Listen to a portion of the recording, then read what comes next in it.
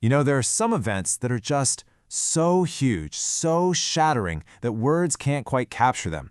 So when language fails, how do we even begin to remember, to understand?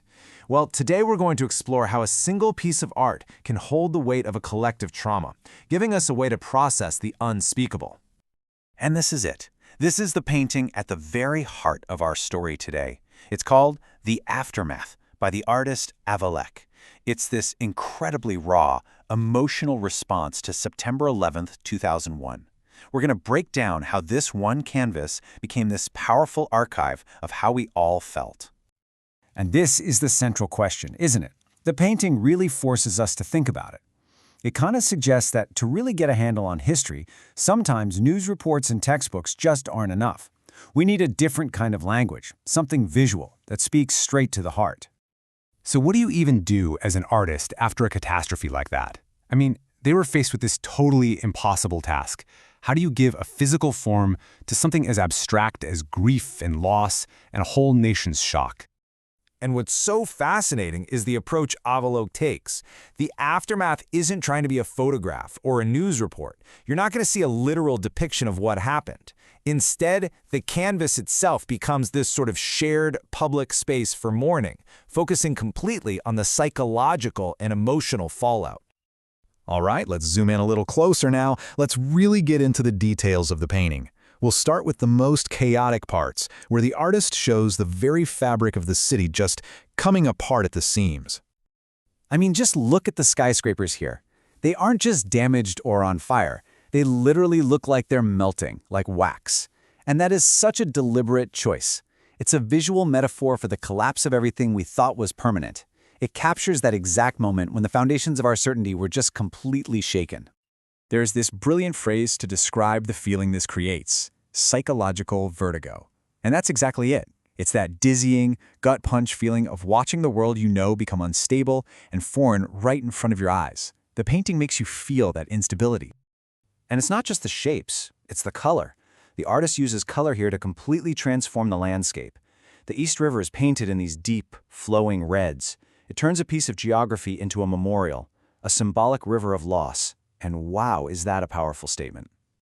And that statement is basically this: that the human cost is the only thing that matters. By bathing the whole scene in this crimson red, the artist is insisting that before we get into any political debate or analysis, we have to first and foremost remember the people, the lives that were lost. But in the middle of all that fire and chaos, the painting gives us this really powerful symbol of stability. So let's shift our focus over to the Brooklyn Bridge, which stands there, firm, like a beacon of resilience. So this contrast is everything. On one side, you've got these symbols of power and permanence just dissolving into nothing. And on the other, you have this symbol of connection, of something built to bring people together, and it's still standing. That is a profound statement about what actually lasts. And look even closer at the bridge. See those little pinpoints of light? They are so important. Each one is like a tiny act of resistance, a defiant spark against all that darkness and destruction. They really symbolize the community's will to just keep the lights on, to keep moving forward.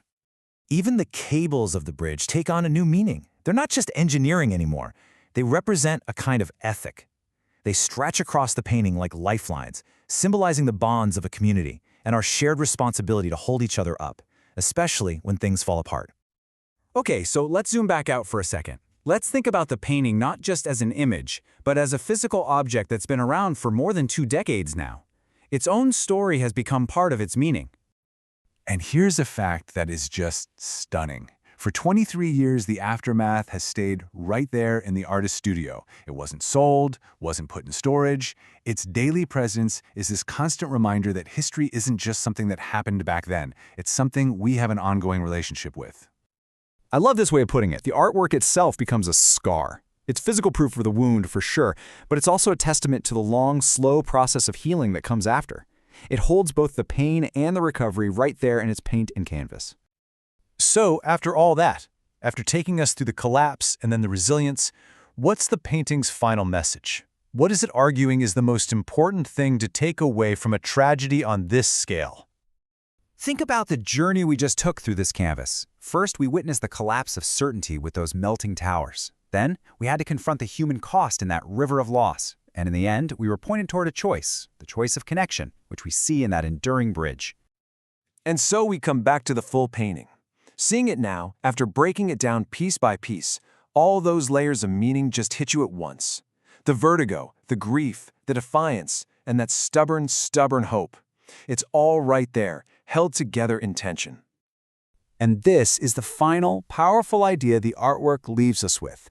It's arguing that the defining moment isn't the tragedy itself. What really defines us, what endures, is the choice we all make in the aftermath, that collective decision to rebuild, to reconnect, and to shine a light in the darkness.